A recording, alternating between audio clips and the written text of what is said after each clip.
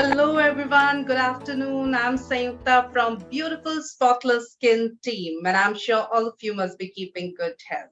To look beautiful and smart at all times is quest of humans right from the beginning of civilization. Few of the very common conditions affecting the look and feel of a person is acne, hyper or hypopigmentation, and even hair loss. Out of these, acne is a big concern. Acne is a very common skin condition that can impact anyone. Whether you are a teenager or an adult, the skin complaint is no stranger. Knowing the various types of acne can actually help you to treat the condition better. Acne vulgaris is a very chronic condition affecting more than 85% of adolescents and young adults.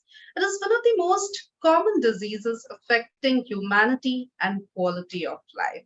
It goes beyond just being a skin ailment to various psychological disorders such as depressions, anxiety, stress, and low self confidence. Hence, it is important to know about the holistic treatment approach for this ailment. Despite its prevalence, few people know that acne is something which needs a lot of awareness to be spread. And today we are going to discuss about the acne management. So let's connect today with our skin expert, Dr. Punya Suvarna, live from Mangalore, to talk on acne management. Dr. Punya is a consultant dermatologist at the Skin Clinic. She did her MBBS and MD from the prestigious Kasturba Medical College. She is also member of IAGVL. She is well versed with new and various laser technologies. She has many publications on her name. Her expertise lies in clinical dermatology and aesthetic dermatology, like treating psoriasis, vitiligo, acne, and disorders of hyperpigmentation, and lasers for pigmentary disorders and acne scar management, anti aging procedures, and so on. A very warm welcome to you, Dr. Punya. Thank you so much, Sayukta. It's such a pleasure to have you with us today. And as today we are going to talk about one of the major problems that we have to deal with. Almost all of us has gone through this phase of acne vulgaris. So first of all, doctor, what is acne and what are the various acne lesions? Okay, so acne, in simple terms, in layman terms, is the common pimple that we all get. Okay, so it's most common during the teenage age group, but then some people do continue getting it as they are older also.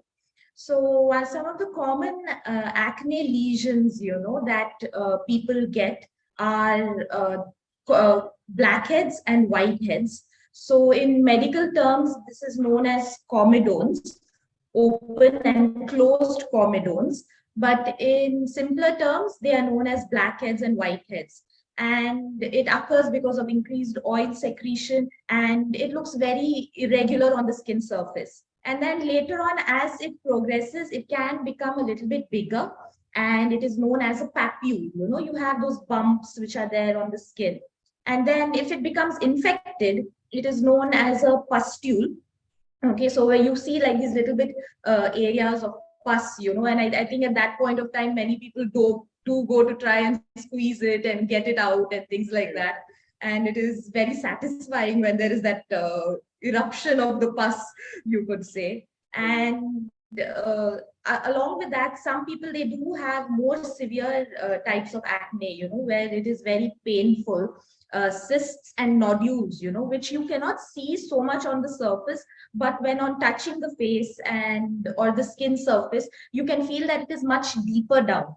So these are known as nodules and cysts. So these are the main type of acne lesions. That is your blackheads, whiteheads, your papules, the pustules, and the cysts and nodules.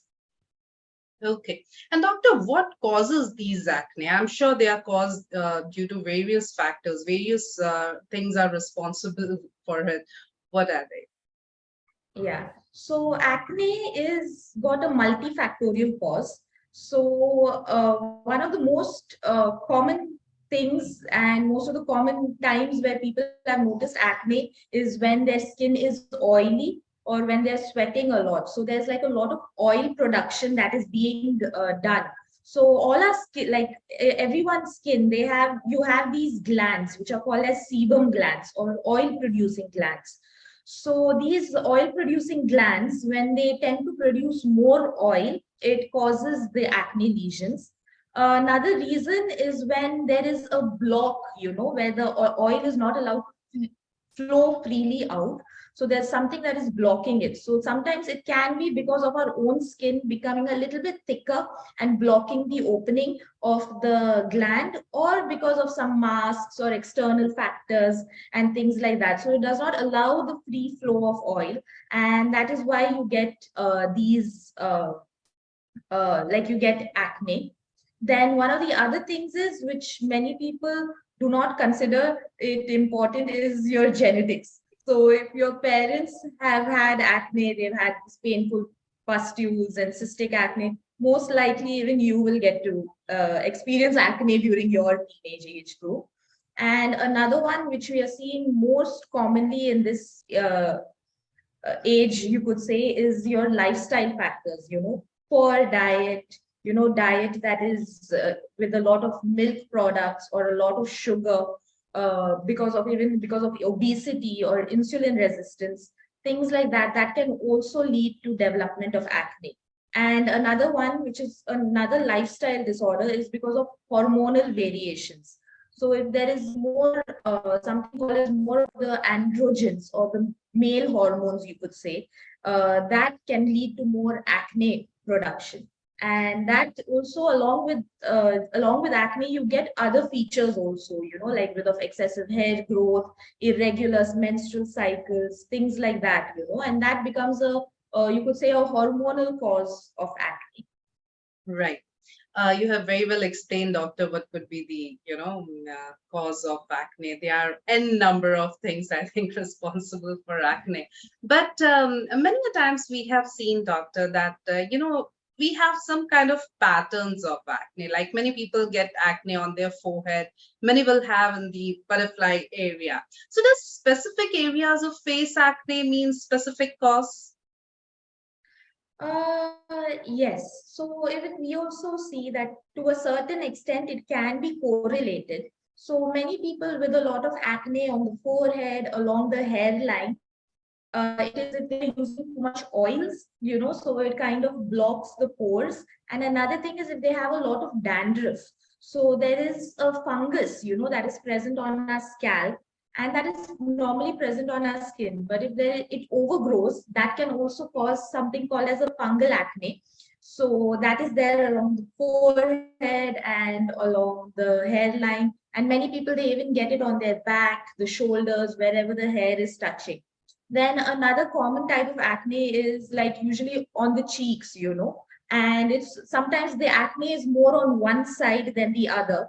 And that is usually if you're having a dirty phone screen, and you keep on holding your phone and talking. And if you're sleeping constantly on that one side of the pillowcase, so that is another cause. And even along the jawline, we see many of people who have acne along the jawline, the chin, and this kind of acne is more deep seated, painful. So that has been correlated to have a hormonal basis. So usually they do have other problems also along with the acne, and it is more correlated with this hormonal kind of acne. Right.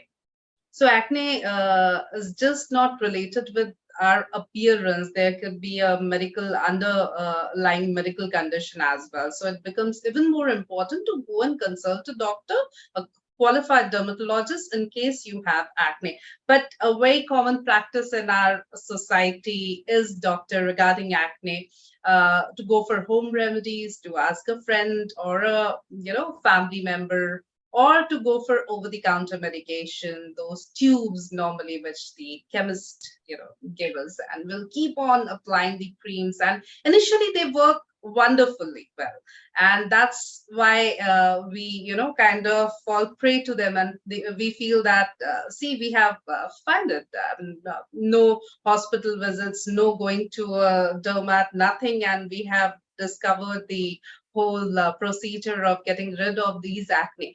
Only after we realize later that, we are getting, or our skin is getting addicted to these over the counter creams, etc., and it's getting uh, lots of side effects, etc. That's when we realize that we need to go to the doctor. But of course, going to the doctor at the first place is important. That's the awareness we would like to, spread, and that's why we are also having this session so that people can understand why it's important to go and consult a doctor. But apart from that, what's your stand on these home remedies, or asking a friend or family, or going for these over-the-counter medications? Okay. So I feel like most, see, even when it comes to science, there is some kind of you do a lot of scientific evidence-based medicine. So even like home remedies, also there is some benefit to it, but I do feel that it should benefit your skin and not harm it. So there, like you have for acne, especially, people, they do use toothpaste and or they try and put some kind of neem leaf or turmeric leaf and things like that.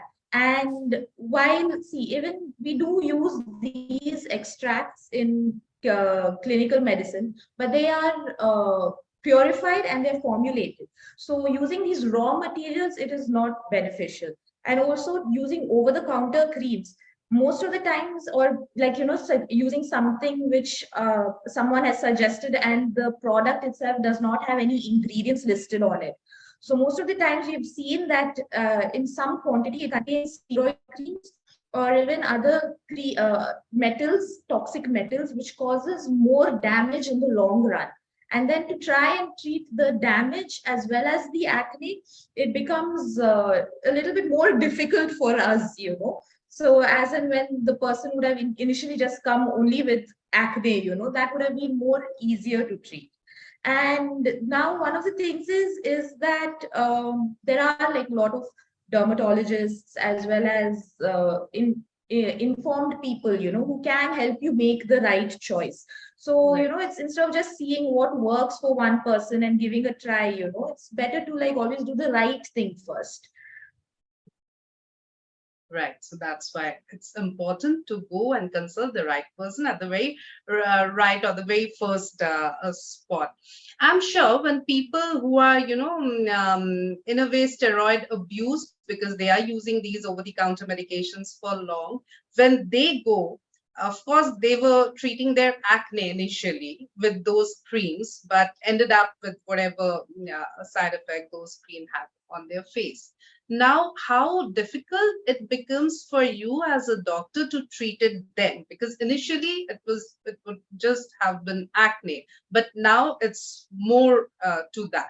So how difficult or how lengthy the treatment becomes?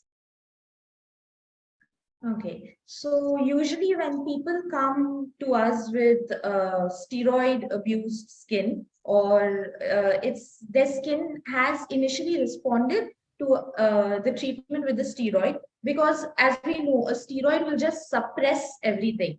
It just suppresses it for the time being, and then it again flares up. You're not treating the cause. So, and because of continuous use of the steroid, the skin quality becomes damaged, the skin barrier becomes damaged. So we have to build up the skin quality and the skin barrier first, and then only can we go on to treat the acne, because the skin becomes so sensitive and so delicate, that even the regular acne creams or even acne medication, it can end up worsening it. So we initially have to build up the skin quality, the texture, and then only can we progress to move on to the acne treatment. And if maybe an acne treatment takes around 3 months, so then initially we have to build up even the skin quality, which can take 3 to 6 months. So it again pushes the timeline towards which your acne could have cured. And could have been other side effects also that have happened because of steroid abuse, and then you have to treat that along with your acne. Right. And doctor, what are the treatment options available for acne? Okay, so treatment options, it depends again on the type of acne that you're presenting with. So, like I mentioned, we have the different types of acne, whether it's like the first tiny comedones, that is blackheads, whiteheads. So, usually, when with these blackheads and whiteheads, it's just a little bit extra oil secretion or a little bit of extra sebum secretion. So, a good cleanser is a must. So, using something like a salicylic acid based face wash will help, and along with that, we can also use certain chemicals that will reduce the oil production, such as salicylic acid or even something called as retinoids, which will help in increasing the skin turnover and reducing the blockage of the glands. Then, when it comes to the little bit more inflamed, the red lesions, the ones which are filled with pus, you will require either topical or oral antibiotics. So, in the form of clindamycin or your doxycycline. So, those are either oral tablets or as well as the topical form. And when it comes to the more severe grades of acne, the really painful, deep ones, then that requires more aggressive management. We have to start you on oral medication, such as depending on the cause, whether it is more of a nodular cystic type of acne, where we start you on something called as isotretinoin, or if it is a little bit more of a hormonal dependent acne, where we can even think about starting you on hormonal lines of treatment. And along with that, we also are a little bit more aggressive because we know how bad the scarring can be, as the acne heals. That is the Right. post acne sequelae. So, as to minimize that, we also do certain in clinic procedures such as peels or even a little bit of extractions, comedone extractions, and basically trying to keep it all under control. Right. So various treatments and procedures are available for treating acne and acne scars. Now, doctor, we always say, especially in this medical field, that prevention is better than cure. So any way we can prevent or anything that we can do to maintain a healthy skin and prevent acne? Yes, prevention, that is the main goal. Prevention is always better than the cure. So, one of the things is, if you are prone to getting acne, you have an oily skin, or your work causes you to sweat a lot, there's a lot of dirt, dust, things like that, is like wash your face. Use a good cleanser and wash your face twice daily, preferably in the morning as well as in the evening once you come back home. And along with that, use a good sunscreen and a moisturizer.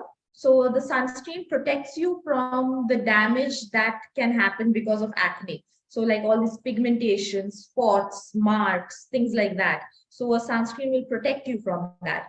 And using a good moisturizer, which is suited for acne prone skin, will help in Mhm. maintaining the barrier. So, as a dermatologist, one of the most important things for us is to maintain the skin barrier. So, by using a good moisturizer, which is not oily, which is not comedogenic, it will help in maintaining the barrier. And just to reduce the oil production, also we can use certain gels or low concentration acids like salicylic acid or azelaic acid. All of that will help keep the acne under control. And diet is also important. So it's like foods that cause a high spike in sugar. So that is something called as high glycemic index foods. So that spike in sugar actually stimulates the oil glands, the sweat glands, the oil glands to produce more oil and to produce more sebum. So by reducing the glycemic index foods, by having less milk containing products, it can help in keeping acne under control. Also, lifestyle is important, like sleeping well, trying and maintaining stress also under control. 6 to 8 hours, sleeping before 12 midnight. It's not 6 to 8 hours where you sleep at 3 a.m. in the night and get up at 9 a.m.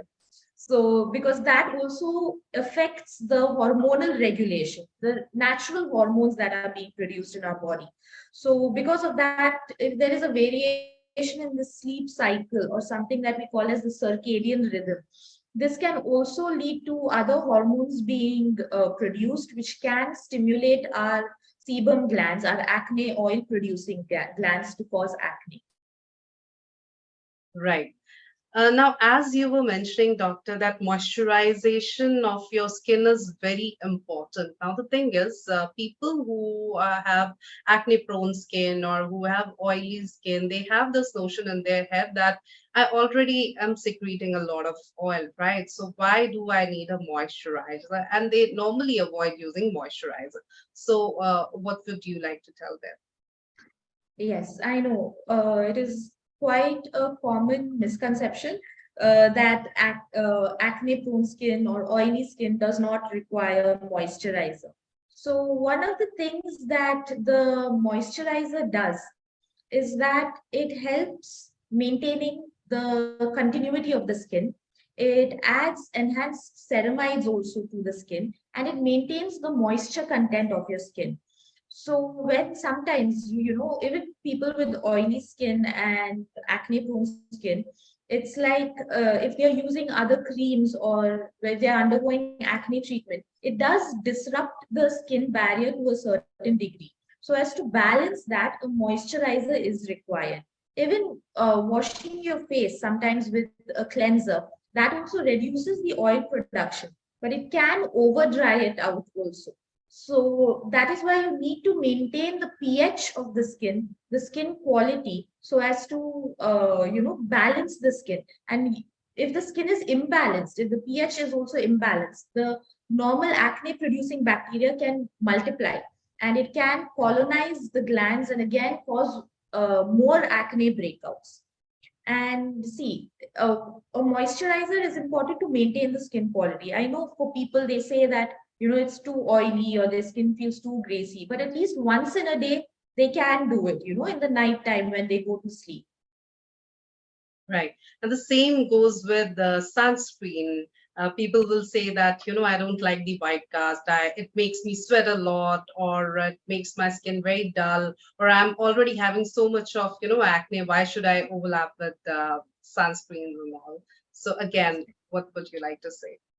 Yeah, sunscreen, I know, like many people, we do get that, it clogs our pores, and because of that, we are getting more acne, and it makes us look dull, like you said, or we don't like the white cast. But sunscreen is something that you cannot forget, and in one of the good qualities of our darker skin is that we do not burn that easily, but we do age, and we do get pigmentation. So the sunscreen one, it helps in protecting against that, preventing photo aging, that is because of sun damage, and it prevents even the pigmentation that happens. And acne prone skin, skin that has acne, the skin in that area is already a little bit damaged. So damaged skin is more prone to pigmentation.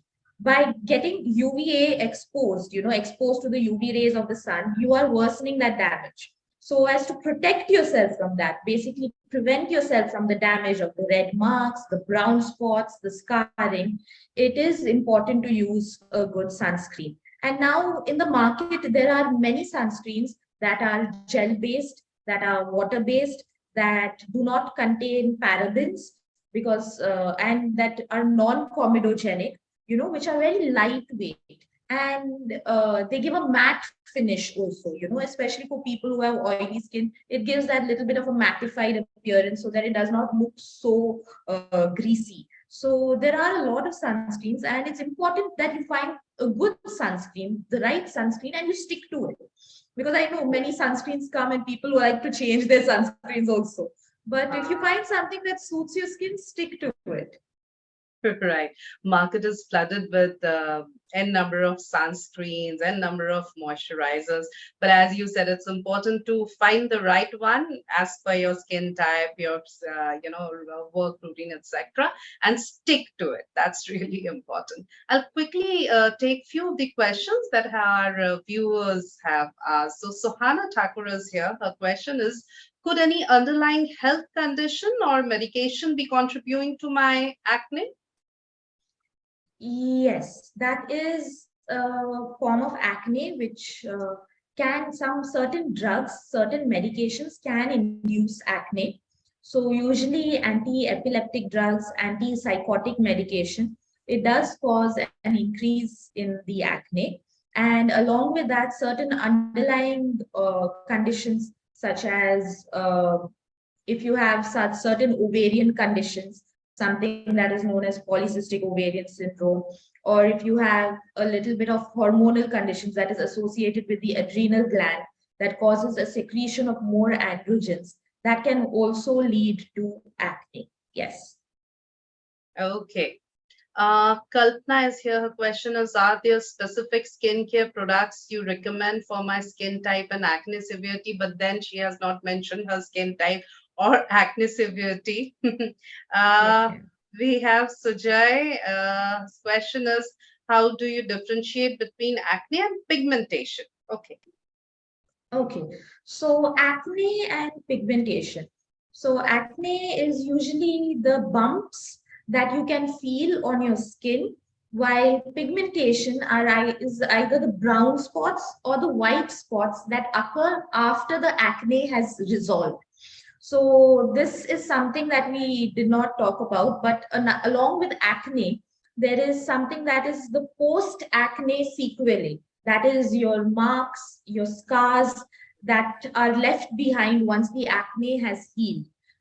Because an acne is a little bit of a inflammatory process. So basically, your body tries and contains it in that one area. But because anytime like a war happens, there is going to be surrounding damage to the area. So there's a little bit surrounding damage to the skin. So that is the pigmentation, the marks, or the scars that occur because of acne. And even scars are of different types. It can be depressed scars. It can just be like sharp pin ice pick scars, or for some people they even have raised scars. So that requires treatment later on once your acne is under control. Right. And Faria Beg is here. Her question is, could hormonal changes be affecting my acne? And if so, how can they be addressed? Okay, yes. So hormonal changes does affect your acne. So in our body, there are different hormones like your estrogen, your progesterone, your androgens. So androgens and progesterone that can cause more of an acne flare up. So how do you know whether you're which phase, what hormone is there? There are certain tests that you can do. So there are blood tests. There is sometimes we even ask for scans, that is of your abdomen and the pelvis, also to see if there are any other cysts in the ovaries or anything else that can be a external source that is causing this kind of acne.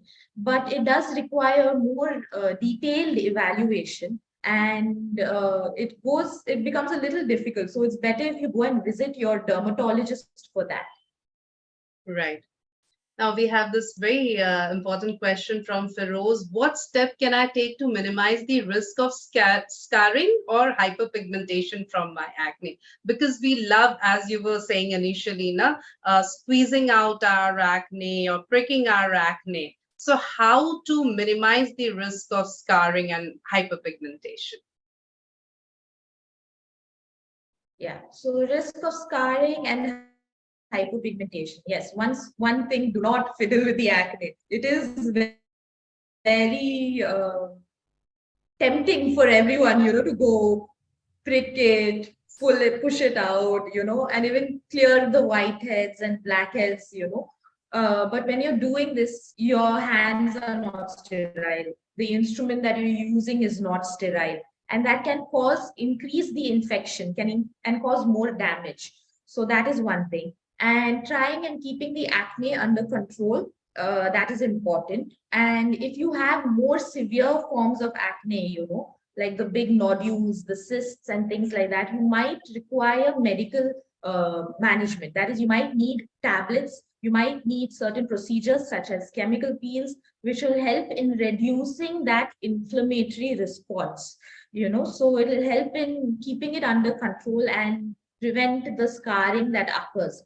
So early on, it's many people before people used to think that, okay, acne is very common during a certain age. It will come and it will go. But you need to be aggressive about the management, So it's you hit it hard and you hit it fast, early itself. Do not wait for it to progress where it has already caused so much damage. Right, that should be the mantra. Now, doctor, there are so many influencers on social media, on various platforms. There are quacks, there are parlors, etc., who claim to have these quick fixes, right? Influencers have a quick fix for almost everything. And acne is the one that, everybody will have at least one quick fix remedy for that. As you were mentioning, use of toothpaste. Many times I have seen people putting garlic on their acne, etc., etc. Then there are parlors of quacks who will say that will squeeze out your, blackhead or your pimple, etc., and it will you'll get rid of it real fast. So, what's your stand on these quick fixes, on these practices? So, okay. Something with quick fixes is that if it works for one person, it need not work for everyone. So many people, we think that if it works for one person, it should definitely work for me. But it's Mm. not the same. It's the other way around. And even see all these things like toothpaste, garlic, and like you mentioned, they are not purified, they are not safe, and it can cause more damage. And see, parlors and things like that, they do these cleanups, these extractions, and things like that. As long as they are trained and they are doing it in a clean, sterile manner, it's okay.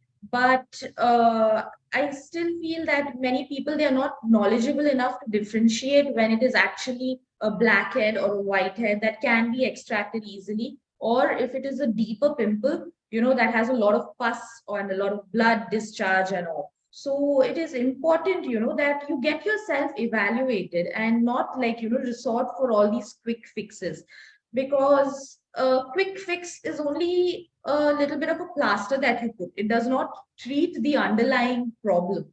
It does not go to the root cause. It's just like a little bit of a patchwork that is done on the road without, concreting it fully.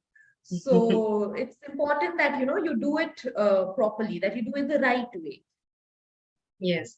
And with what you were saying, like, what may work for one may not work for the other. And as initially we were discussing that there are n number of factors that could lead to acne formation. Now, the thing is that we also have this tendency of, sharing it with our friends or family. Like, I had acne, I used a tube which was given to me by my doctor, and it worked on me, so I'll keep on passing it on to others who are in the same phase. Now, I'm sure it won't work for all of them.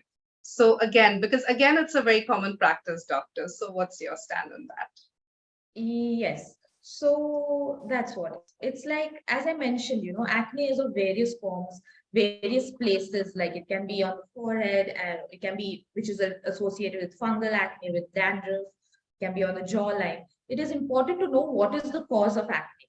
What is the reason behind it. That is one thing. And even when we prescribe a cream or even a tablet, we give certain instructions with it, and as it gets passed on, it's like some amount of the instructions is also lost. So it's just that the Generation same loss. tube is Yeah. being passed along without any of the other instructions that your dermatologist would have given it to you in the first place. So that is one of the reasons why it doesn't work. And one of the other things is that also certain topical antibiotics, because it's been overused or misused, it has developed resistance. Some people have already come to us with a little bit of resistance to that treatment. So something called as antibiotic resistance. So that also, it becomes a little bit more challenging than to treat the acne. So because there are certain instructions, you should use it only at this time for a certain period. You're supposed to apply how you're supposed to apply it and things like that. So it should be taken with a pinch of salt. Like, this worked for me. Mhm. You should try it out too. Right. And, as we are talking about acne and acne management, and we are try to tell people that what is acne, what could be the cause, and why it is important to go and seek advice from an expert, from a right person, which is a qualified dermatologist. It's equally important to understand, doctor, that there are many, myths or many things that goes along with the acne thing. Many times people say that acne means a dirty face. You have not kept your face clean. So they'll keep on washing their face. They'll keep on, after having acne, especially people who have oily skin because they feel that, if they'll keep on washing their face every now and then, they'll get rid of the oil and thus they'll get rid of the acne. How true is that? Yes, I know. That is, again, people do feel, like you said, that it is a dirty face. You've not kept your face clean, that you need to keep on washing your face. Like even I've seen many patients, they come to me, they say, we wash our face 5, 6 times in a day. And, and they wash it not only with water, they wash it with the cleanser and things like that. And what it does is it causes more damage because you're overwashing your face. You are disrupting that skin barrier, and our oil producing glands, they think that okay, this face is becoming drier, the face is becoming more sensitive, so there's no oil, so we have to produce more oil. So then our body works by reflexively producing more oil, so it becomes like a vicious cycle, where you wash oil, so it's kind of like you're stimulating the oil production. Frankly speaking, I feel using a cleanser twice in a day is more than enough. That is like in the beginning of the day as well as at the end of the day once your work is done. In the middle, if you do feel that it is a little bit oily or greasy, you can just wash it with plain water, lukewarm water. That is more than enough. And it is important that every time you're washing it, that you're not overwashing it, that you're not drying it out more. So it's important to keep that balance. Right. So it's important to follow these steps to know how to maintain your skin, how to maintain a routine skincare regimen, how to follow that, and that will go a long way. Of course, a good lifestyle, a healthy diet, these are important. So, doctor, before we wind up the whole session, any take-home message for our viewers? Okay, for our viewers, regarding acne, see, acne is not like a disease that can be treated or cured. It is about keeping it under control. So one or two pimples is all right in a lifetime, that you get it once in a while when you're stressed or when you have a high or sugary diet, things like that. But if it is becoming more, if it is getting out of hand, definitely go and visit your dermatologist, because it does impact us psychologically. It does affect us socially also, when we do have acne. And, always meet the correct person. Do not try, things that are there available on the internet, or because it has worked for someone else. Take that first consult, see what is the underlying cause, see what your doctor has to say to you, and then you follow the kind of regime that they have said. And even sometimes when you are undergoing acne treatment, where you might feel like it's not working out, get back to your doctor, have that kind of a follow up also, so that you can give your feedback what you are experiencing, because each person is different, each person is an individual, and how one person might react to a treatment might not work the same way for another person. So always get back so that it can be individually tailored to you, something that you are also comfortable with, and that's something that you can maintain. And with acne, it's about the lifestyle. So sleep well, eat well, and yeah, follow the basic principles of washing your face, using a sunscreen, using a moisturizer. Those are important things.